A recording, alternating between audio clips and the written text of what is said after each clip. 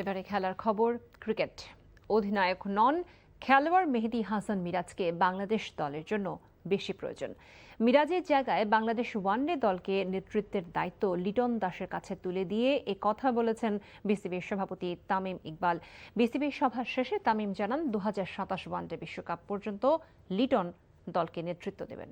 কুশল ইয়াসিরের report. মেহেদী হাসান মিরাজকে সরিয়ে লিটন কুমার দাসকে ওয়ানডের অধিনায়ক হিসেবে ঘোষণা করা হয়েছে।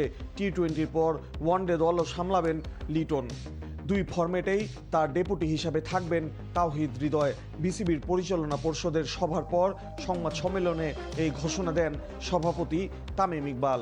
এমন কাউকে ক্যাপ্টেন্সি নতুন করে দেওয়া হয় নাই who was not in the system, though he was doing it in other format but he was in the system.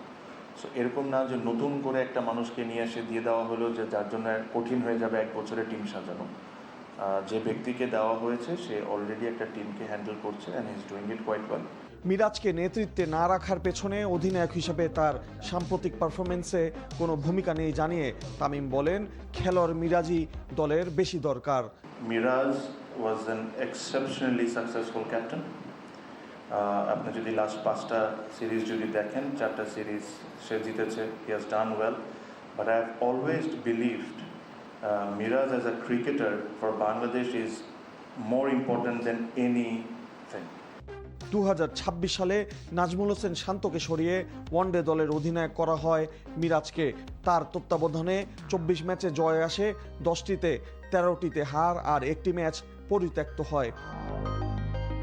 Kushal Yasir, NTV news, Dhaka.